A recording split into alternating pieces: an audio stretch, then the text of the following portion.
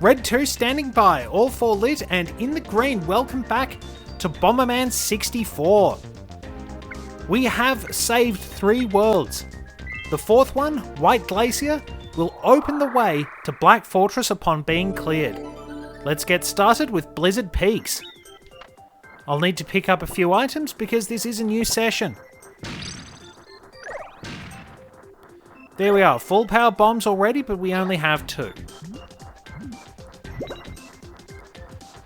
Let's get that up there because we do need that to open the way forward.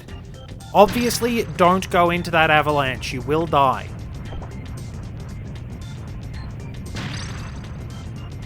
I could really use a couple of extra bombs, but that's okay.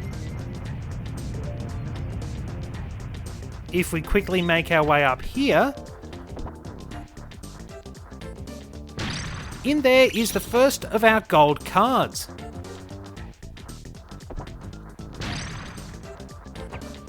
And there's a bomb for us. So we drop down here and proceed. Go to Bomberman's left and you'll find the second gold card, but we want to proceed. The blizzards in this area will temporarily stop us from moving. And watch out for those guys on snowboards. They will, of course, take you out in one shot, and it's very frustrating.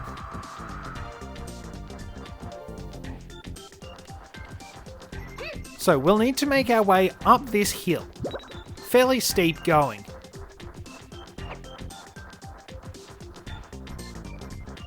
And of course we have a very narrow path down which we need to walk and throw this bomb. Right, we get it stuck down there. We can walk over. And our chairlift appears.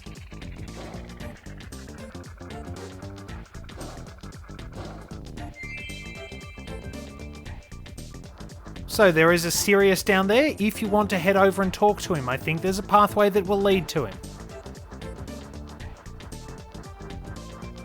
Yep, there is a path, but what we want to do is have ourselves obscured and then get carried out of the stage. We did grab one of the gold cards, which is a nice little time saver in the long run. But now we are onto the second stage. Just like the others, well, at least to Blue Resort and Red Mountain, it's a battle against a member of the Masked Trio.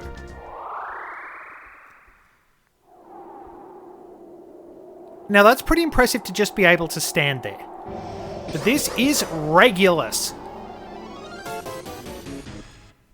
The 3rd member of the Masked Trio. He has a charge attack he can use as we saw there. We need to keep our distance from him if we can help it. Oh good, we got that first one. We have to paralyze Regulus by kicking a bomb at him while he's doing his charge attack.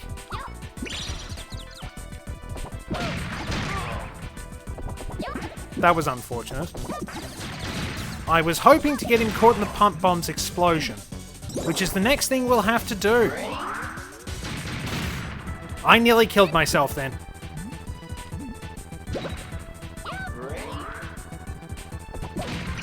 Got him!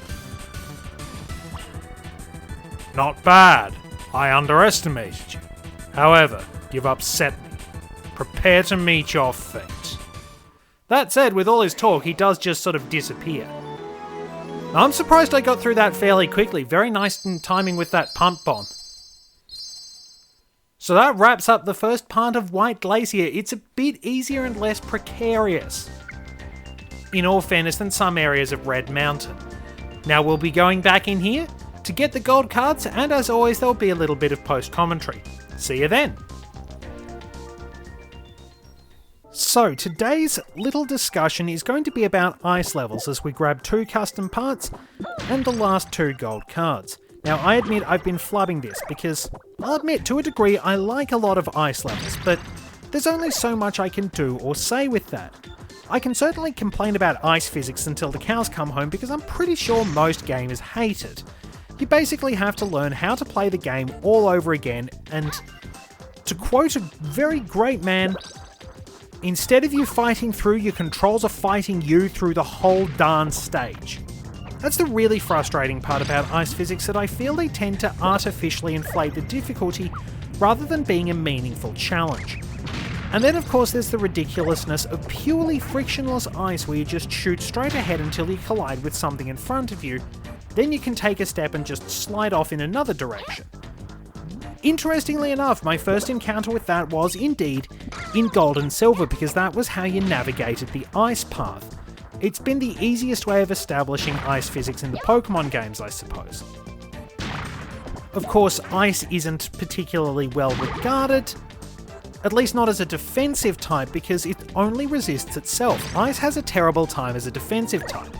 It's one of the best offensive types out there, but you're usually going to see ice moves on water types which have massive advantages when it comes to defense, because they are only vulnerable to two types. They kind of have a few unfair advantages, while ice is sort of that red-headed stepchild role. They have a lot of problems and things don't get fixed for them. Kind of sad. But blue is generally quite a nice colour. It's not my favourite per se, but it is very nice to look upon, and the use of those light blues, transitioning maybe to a few darker ones or close to white, can serve very well in the aesthetics and design of ice levels. It sort of creates a calming atmosphere in a sense. And the music often helps as well. I mean, combine those sort of cool, calming colours. Nice bit of alliteration there.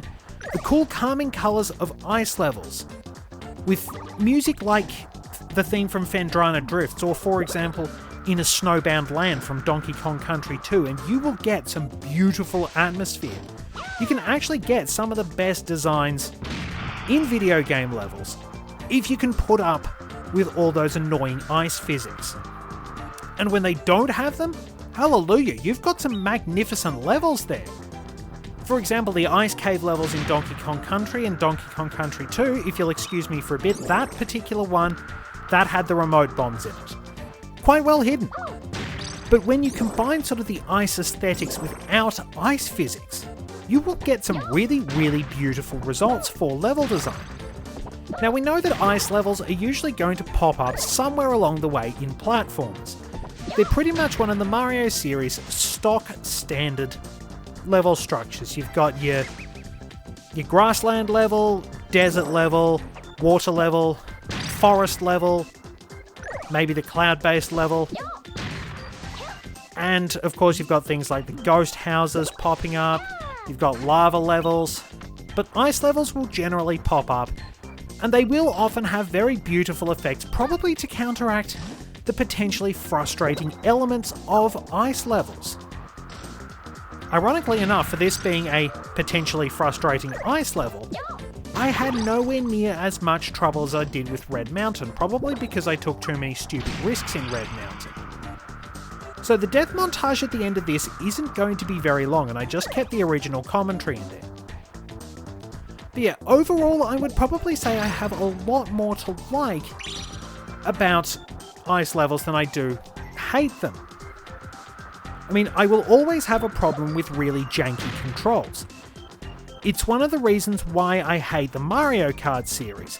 The early games had really, really horrid controls, and I'm aware that F-Zero did too, and the controls can screw up on you.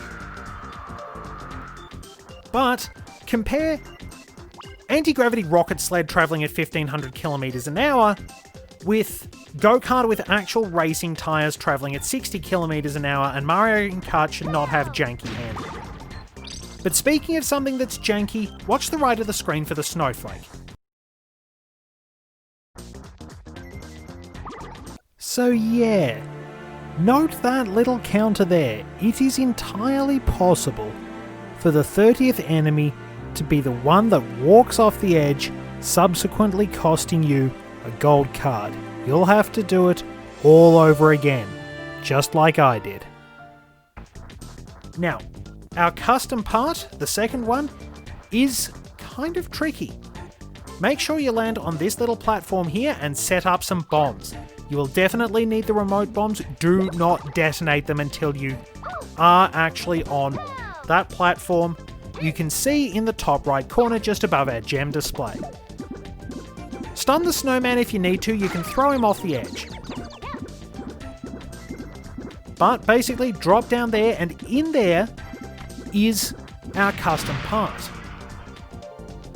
One of the gold cards is here in hard mode. So it's well worth remembering this. So there we are, you will have to drop back down to where Sirius is. Now we're getting ready to go into our death montage because I do something stupid here, so sit back and enjoy. Oh, there's another gold card. Okay, that's not too bad, so let's go up the hill here. Watch out for the troops on snowboards. I had one of them land on my head. Not very helpful. So we should be able to get up here. Alright, let's see. And going against the wind again. Probably the most frustrating part of this. So, let's see. And we have to destroy that house as well.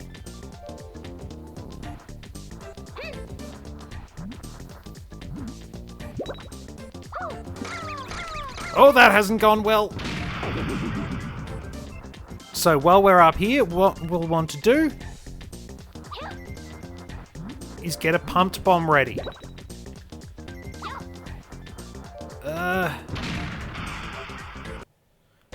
So, a pretty good haul out of Blizzard Peaks.